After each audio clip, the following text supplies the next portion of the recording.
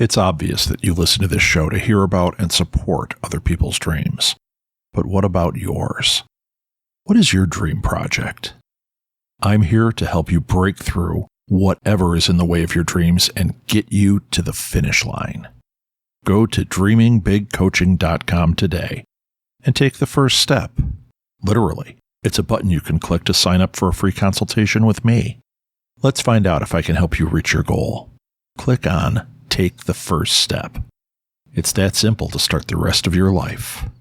Get coached by Rob Southgate at dreamingbigcoaching.com. Look, we're all nerds here. Todd Stashwick's Nerd Circus is a great place to pick up nerdy paraphernalia and groovy wares. How about some sweet lava lamp dice? Or maybe a funky 70s Rec Room Nerd Circus dice box? Does that do anything for you? Need a drink? What about the book Mystic Libations? Critical cocktails for the thirsty adventurer. Look, Todd Stashwick's Nerd Circus is the place for nerdy threads, cool tabletop gifts, and more. Go to thenerdcircus.com and check out the cool stuff. Oh yeah, and let them know the TTRPG Insider sent you.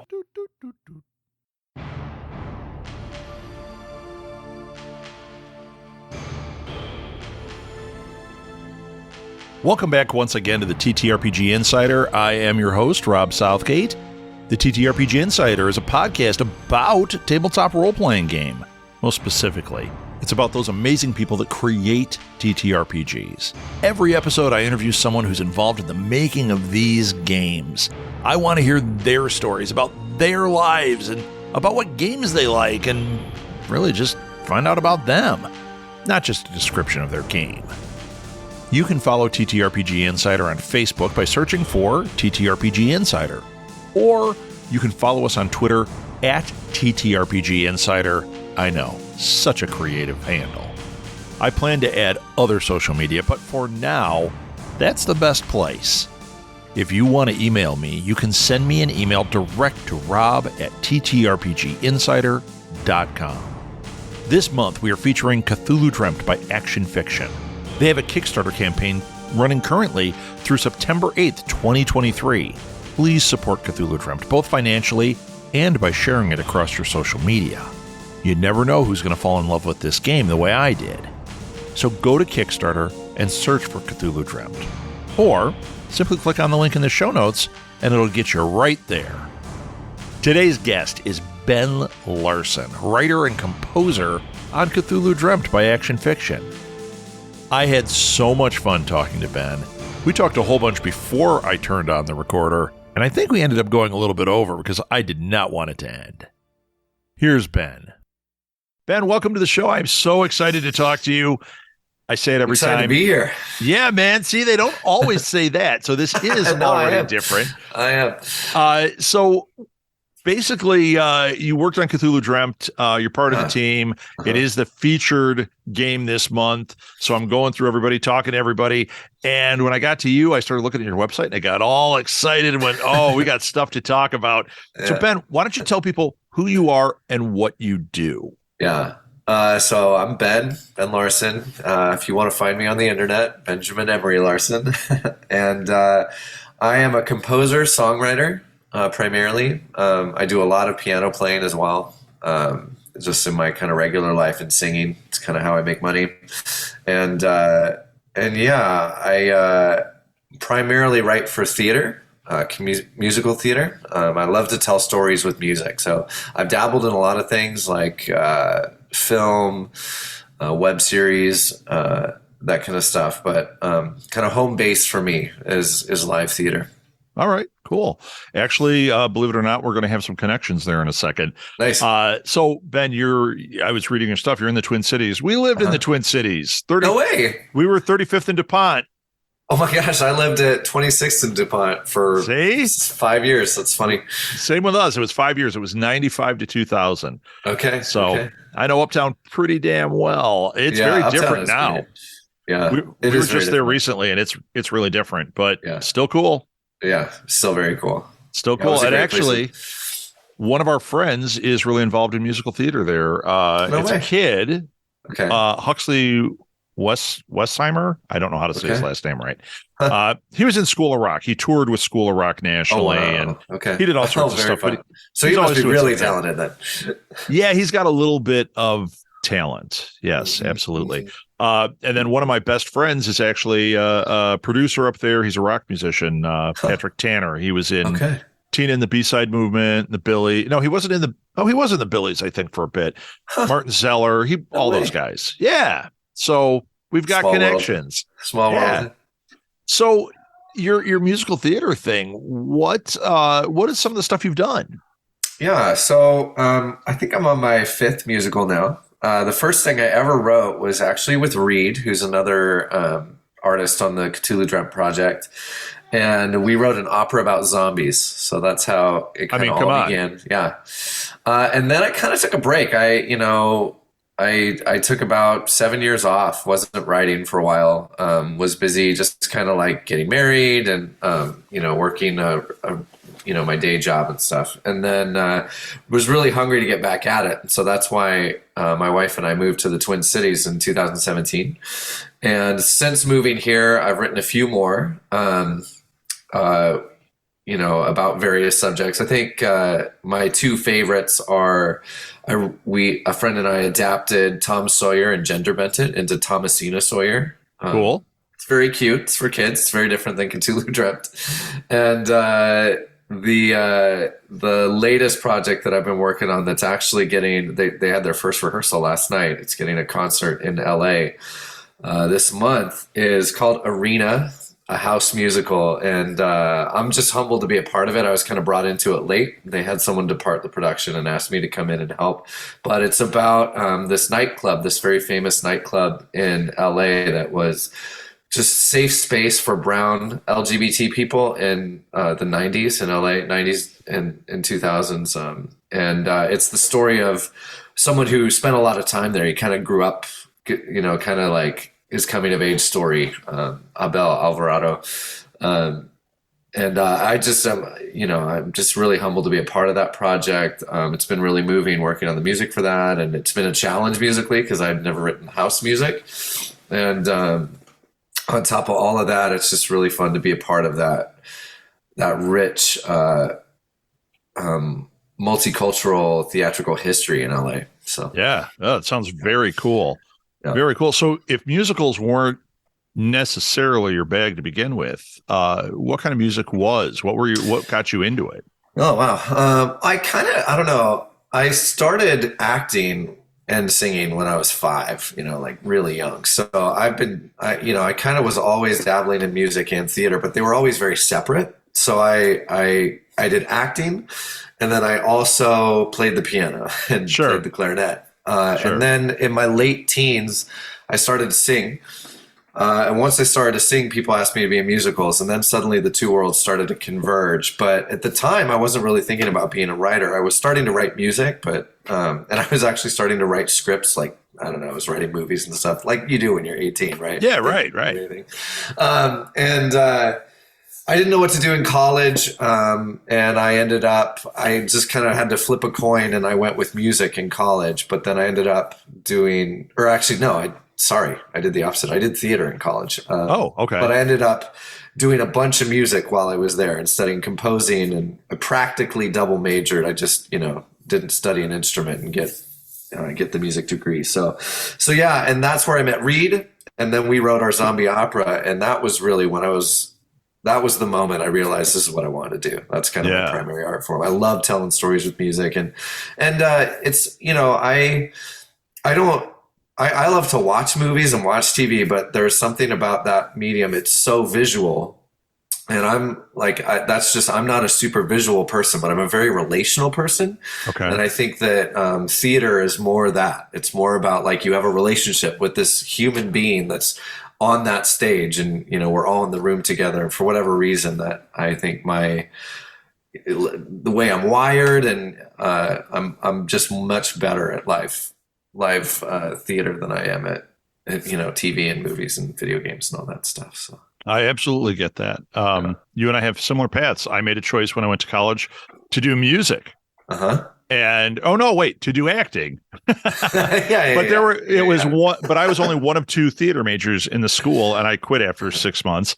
And I ended up becoming a professional actor. But my dividing line was, my dad is a avant-garde jazz musician. Okay, cool. So I was like, and I love it. And I was like, this is what I'm going to do.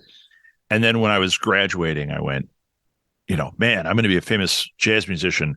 So they make a movie about me and then I can be in it.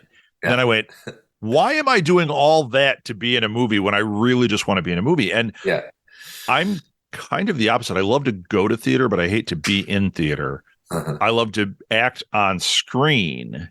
I love that. It's a different type.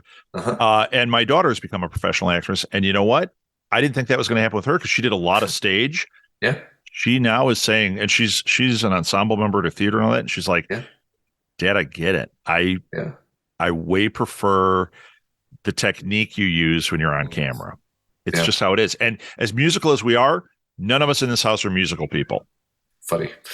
Well, it is funny how like we're all just searching for that, whatever ticks that box inside. Yeah, man. Like whatever like is rewarding. And I think that one of the things that I am finally learning at 38 is that it's okay for that to change too. Like that Very evolves true. and changes and shifts over time. And, sometimes something that was really rewarding for you for a while stops being rewarding. I mean, I really thought that I wanted to, like, I grew up listening to John Williams and Hans Zimmer, and I thought I wanted to do film scoring. And I did film scoring for 5 years and made some money at it and was like, I hate this.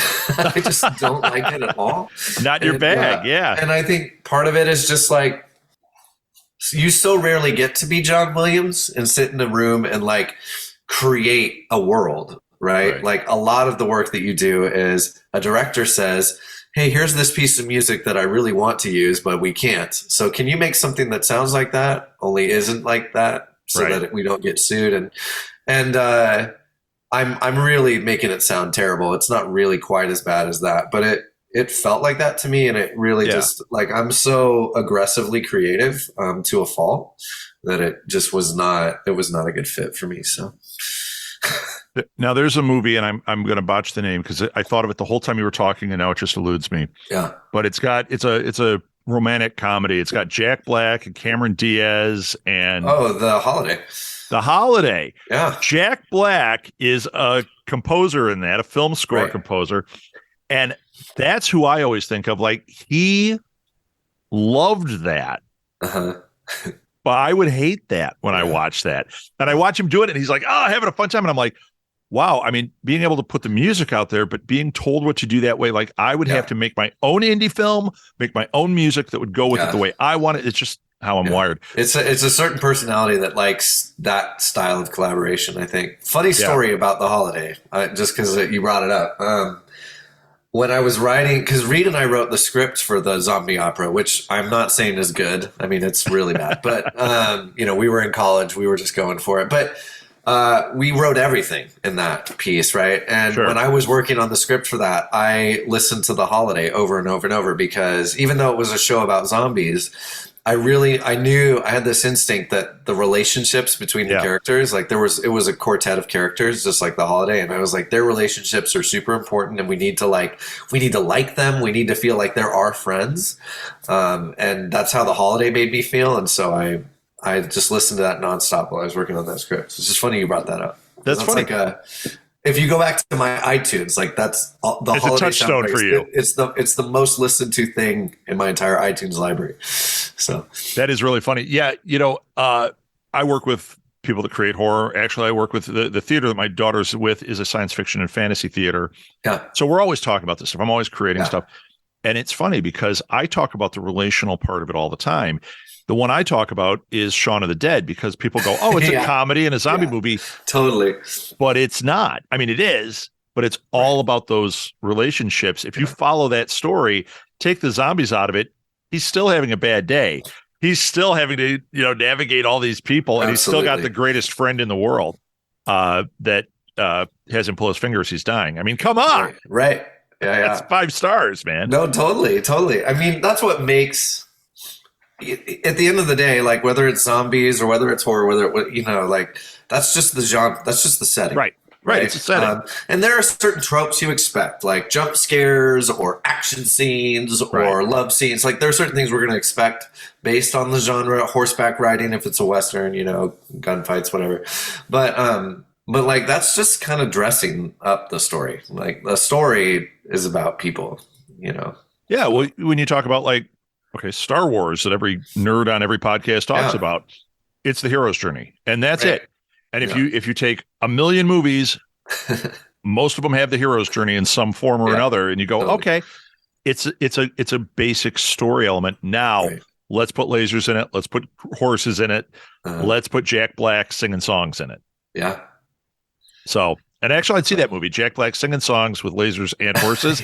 Suddenly, I just convinced myself I'm way into this. Yes, let's do this. So you get involved with Cthulhu Dreamt. I'm sure it's through Reed. Yes.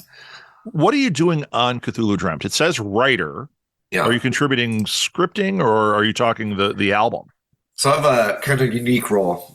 So I was not originally in the band. The band was just kind of the band. And then when the album was coming out, Reed wanted to do something special with the liner notes for the first album. And he really wanted to tell the story of this woman who had lost her child. And I don't know how much Reed has talked about this. I don't want to talk out of school, but Cthulhu Dreamt, especially the first album, was very much like him kind of processing his own grief over losing his daughter. And he actually did talk about that on the podcast, the other episode. So if you want to hear the full story or Reed's version of it, check out his interview on here. Yeah, absolutely do. Reed's a great storyteller. And anyway, so I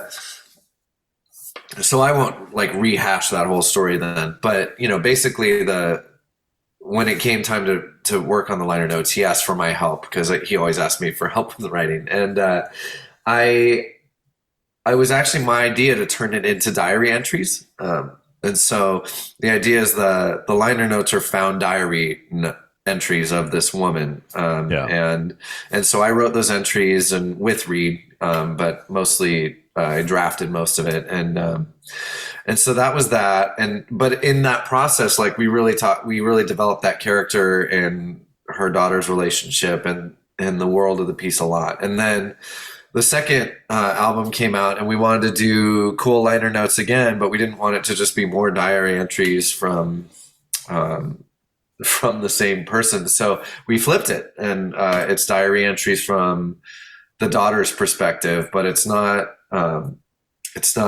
daughter from an alternate universe. That's what ends up happening is the doctor goes to find her daughter in an alternate universe and bring her back. And so it's the daughter in the alternate universe being like, well, and one of the twists on the story is that in the alternate universe, the daughter lost her mom.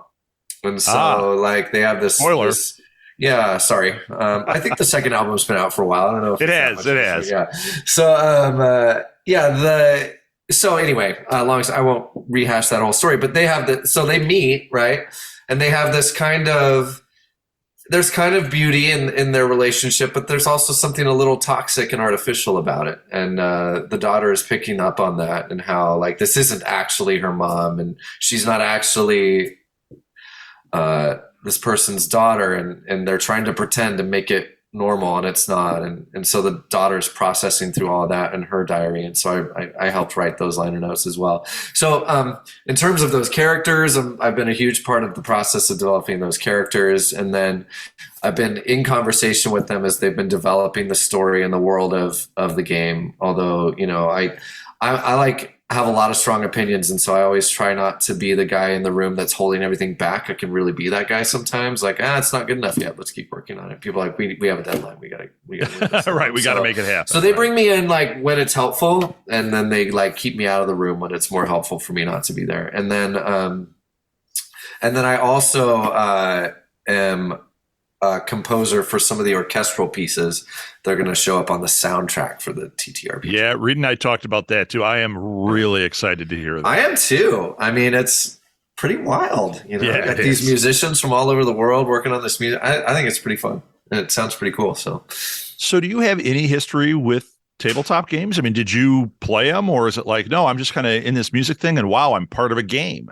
Yeah, not really. I mean, I had one session one time where we played a TTRPG with a bunch of buddies. I don't even remember what it was called. It wasn't D&D. And so I have that one experience. So I understand at least the baseline of like what a session looks like. And that was that was a decade ago, probably.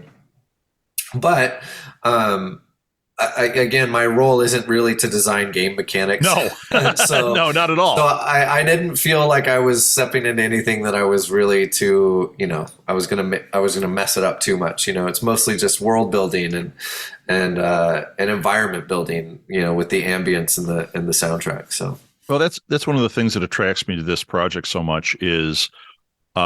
Just like another one that I worked on recently called The Black Ballad, that was based on a metal album also. Yeah. And what I find so interesting is as I'm talking to the different people, as they're hearing it on this show, they're not all like tabletop people. They are just creators of different things. They are passionate about what they do. It's that multimedia conglomeration of things that makes this experience. And like with Cthulhu Dreamt, it's a very visceral experience because of you turn the music up, you're reading these notes, you're doing this thing, and then you're rolling the dice and deciding, hell, I'm going to change things here, or I'm going to challenge it. It's cool. I mean, you can't, as somebody who doesn't play like you, it's hard to express what that does to you when you do play. And I don't get to play very much. So that's why when I find something like this, I'm like, yeah, man, I am all in. Yeah. I get it. But I love that it's not just tabletop people. It's like with the podcasting. I'd rather sit around with musicians and filmmakers and artists than sit around with a bunch of podcasters. I can talk about podcasting all day. I want to hear about all the other stuff. Right. Well, I think that like Reed and I have always been this way to a fault, is that we both just love a lot of different stuff. Like we get bored quickly, and we're really interested in like, I want to use the word intersectional, but that means something else. It's not really what I mean. I mean art that like blends genres, and blends disciplines, and multidisciplinary, I guess would be the. I'll go with that. That's a good term for it. So like, an opera about zombies. It's like opera is complicated enough already. You're telling a story with music, but then you add. You're adding a genre of story that is not done in opera, and it has its own tropes. It has its own patterns that it follows, and you're blending that into an art form that is pretty stiff and pretty, I don't know. So we've always found that to be the most exciting place to make art. And sometimes that works really well, and sometimes it's just like, whoops. There's a reason nobody had done that before. But I think that like I would rather fail trying to do something different and cool and unique and challenging, something that challenges you not just as an artist but like as an audience member. Like I don't have a framework for how to watch a zombie opera. Like, like I've never done anything like that before. So help me out. I find that really interesting, and I think that's exciting. So I think that's why it's just not surprising to me at all that Reed is making, Reed has found some people to make a game with him based on his metal album. That's also not just metal, like Cthulhu Dreamt is not just a metal band. There's a lot of other stuff going on in there too. So yeah, he was talking about all the different elements, and he was like, I've never written this type, but it needed this, so I had to put this in. And nobody's ever heard a metal album with trap on it or whatever. It's like that's cool, man. That is really cool. It is cool, and it's it's risky, and so I think that sometimes you succeed with stuff like that, and sometimes you fail. But how much more exciting is it to fail trying to make trap metal than to just do another metal track? Exactly, exactly, man. I get it. Well, and you're talking about the creativity. You're actually so. At one point, my wife and I were talking about it, that maybe because of what I do and how busy I am, she was like, you know what, maybe you should talk to somebody, see if you can have a therapist and kind of help you like organize And right away, the guy's trying to pigeonhole me into, oh, you must be ADHD.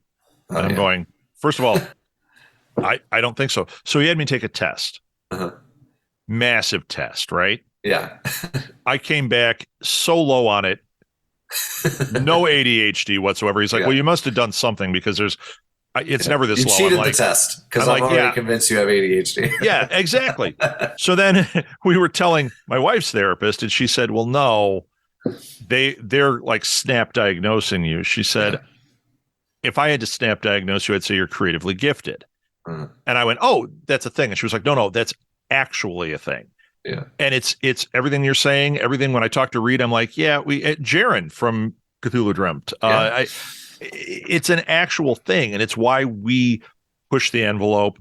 It's why we do a million things, and when it fails, we go, yay, let's do the next thing, it's what it is. So yeah, man, I get it. I wonder if you struggle with the same thing that Reed and I have talked about so many times, which is that like the weakness that comes along with that creative strength, right, is sometimes it's hard to finish things. Like the starting of things is always 10 times more exciting than the editing of things and the rewriting of things and then the finishing of things and possibly even the marketing of things or possibly. I had to go get an MBA in marketing to tame myself so that I'd actually do it. Right. Yeah, I think that obviously, every strength comes with some kind of weakness, and I think that can be a real challenge. Reed and I, we had this period like 5 years ago where we were working on like 5 or 6 different things. We weren't finishing anything. We would just like move from like the creative process of one to the creative process of another and that is a trap. It's difficult. It's hold on, it's a mental trap, right? I'm kidding. Yeah. It requires a degree of balance, I think, to figure out how to be an artist and to figure out like what you're good at and what you're not. And I've had to work really hard at like being disciplined and finishing things. Yeah, it's just very difficult. Even reading a book. I have a million books around here. I read like crazy, and I get about halfway through, and then I stop. And my wife's like, "You didn't finish the book." I'm like, I read what I needed for right now. I'll come back to it. Now, I'll tell you what, she taught me, and she's creatively gifted as well, but in a different way. And she taught me how to compartmentalize. It got me through school, thank God, because I was like, and that really helped. And then the other thing is, over time, I've discovered if I take those creative bursts where I've started 20 projects, which happens, man, and you get so far into it, and then you're just like, it's not even shiny object. It's my brain went over here for more of this. Right. I've started I'll make lists of these things once in a while, and I've got it on here. There are literally 40-year-old projects. Now I'm 54. So this is stuff from when I was a teenager that I'll pop up and go, oh, I just had an idea on this, and I'll start writing it again. It happens all the time, but it's because I did that, and I give myself that breath and go, you know what? When it's time to happen, it's time to happen. Yeah. And then I'll get into the marketing and do all the stuff I have to do to make it happen. But thank God, because otherwise I'd spend my life with my dad wrote a book on progressive or modern drumming that is now so old that it is, antique drumming because he never finished it. But it's that same thing, man. It's that same thing.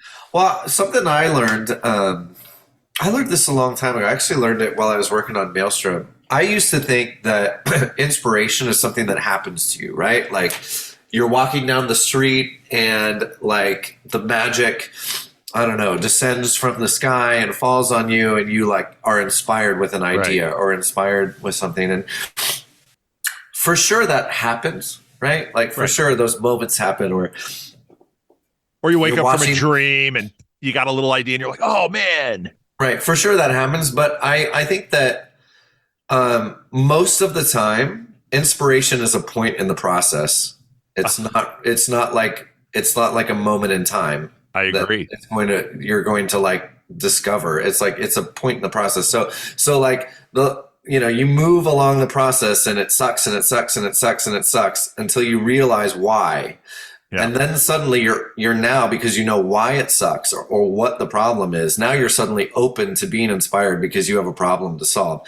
And then you see that TV show or you hear that piece of music and you're like, that's the solution to my problem. Like that's going to fix it, And I think that,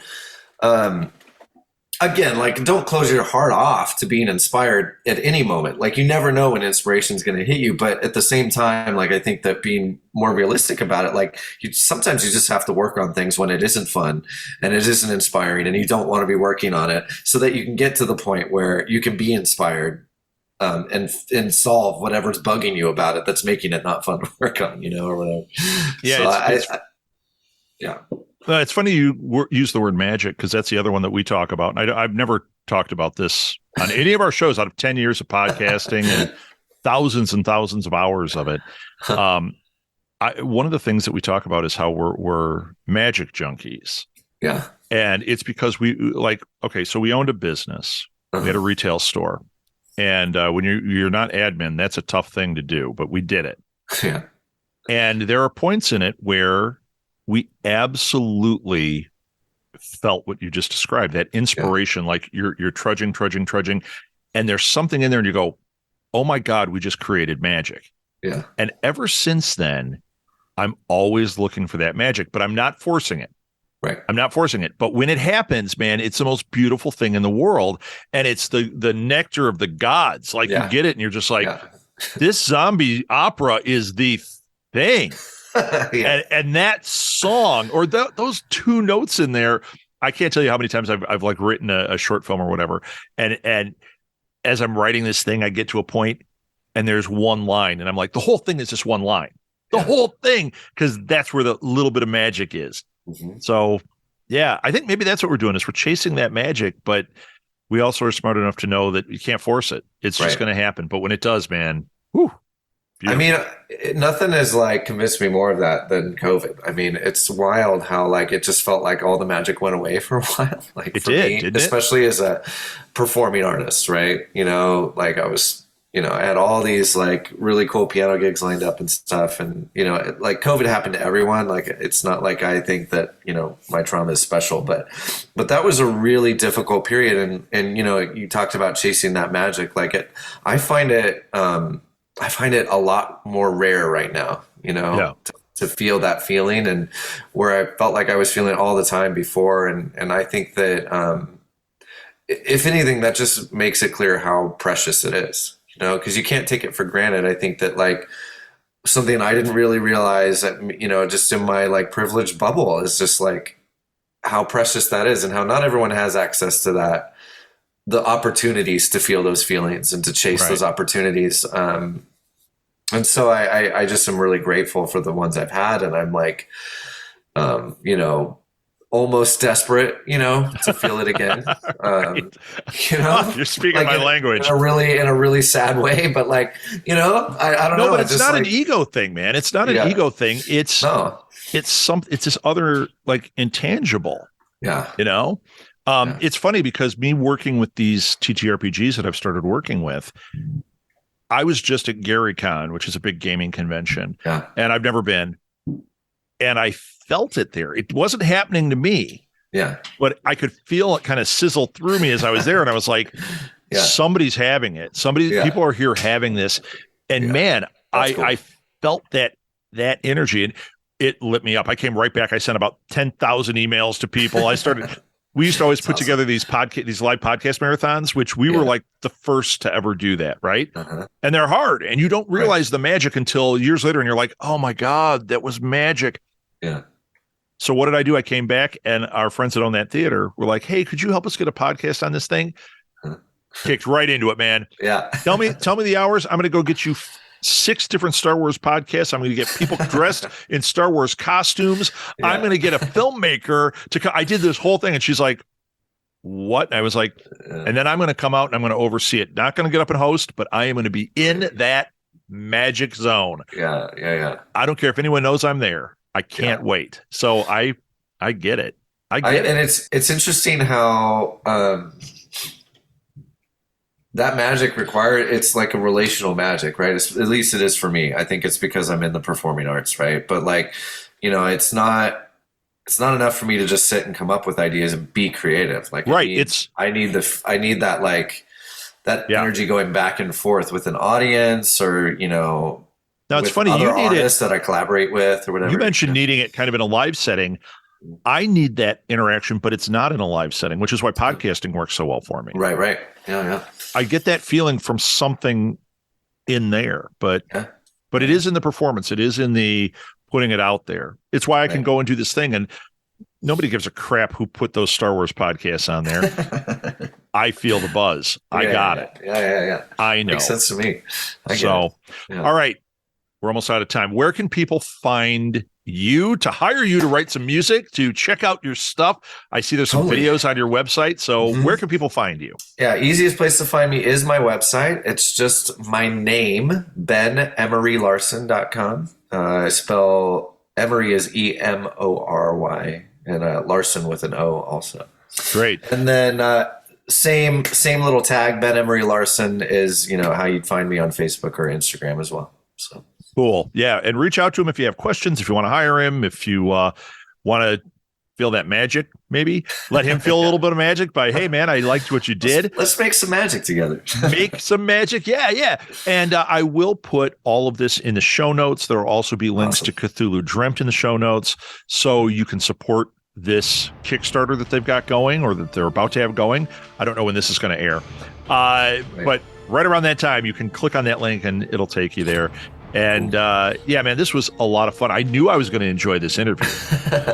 I did too. So good talking with you. Yeah, man, it was great. Thank you. Yeah, you bet. Thank you. Thanks again, Ben, for the fun and fantastic interview. We could have talked for hours.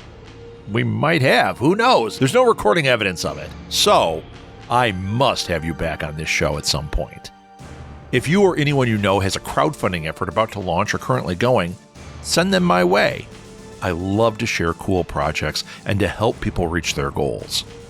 I have another show called Go Fund This, where we feature creative projects, not just TTRPG, but if you happen to know of a TTRPG project, I definitely take notice. You can connect with me through the TTRPG Insider Facebook page or via email directly to rob@ttrpginsider.com. And while you're at it, please rate and review TTRPG Insider wherever you listen to this podcast. It really helps other people find the show, which helps spread the word about these amazing guests and their incredible projects. TTRPG Insider is a production of Southgate Media Group, hosted, edited, and produced by me, Rob Southgate. Thank you so much for listening to the TTRPG Insider.